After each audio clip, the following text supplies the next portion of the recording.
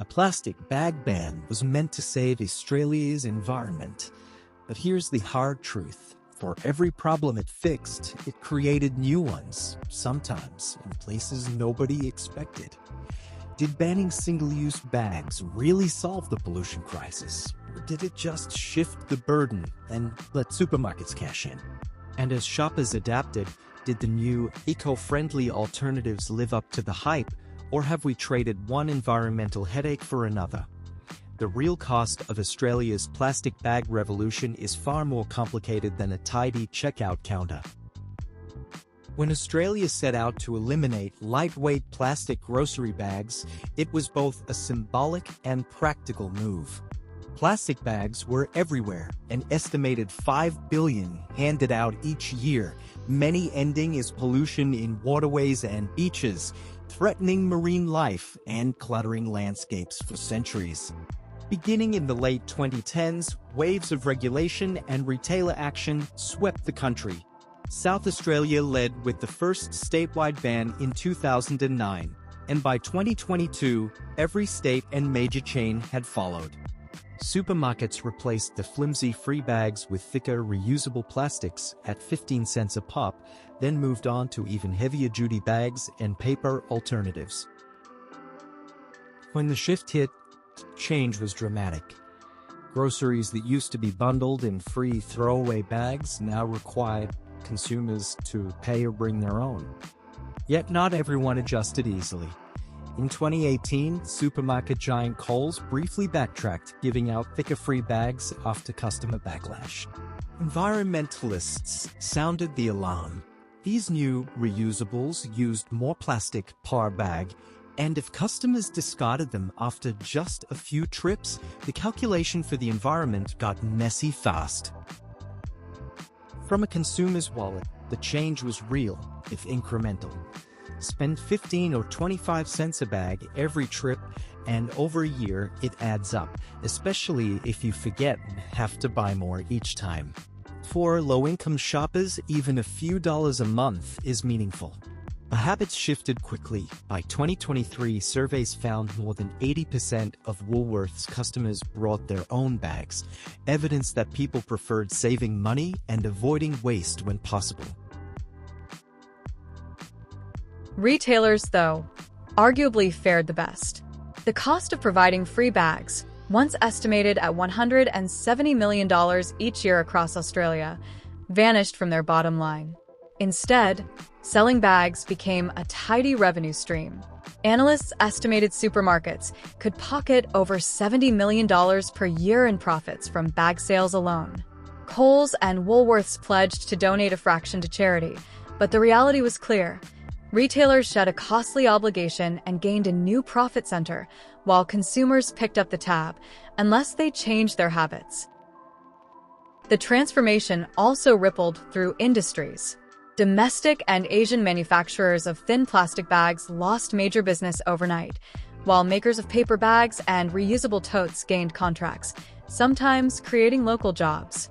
When Woolworths introduced paper bags in 2023, for instance, they worked with Australian paper companies, tying environmental policy to local economic benefits, a small, targeted reshuffling of who wins and loses. But what about the actual goal? Reducing environmental harm. Data shows a dramatic drop in plastic bag consumption.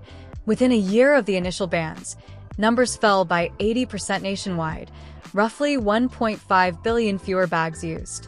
South Australia reported a 45% decrease in bag litter after its own ban. Fewer plastic bags meant less risk to sea turtles and birds, a cleaner waste stream, and less microplastic pollution over time. These results marked a clear environmental win, at least on the surface.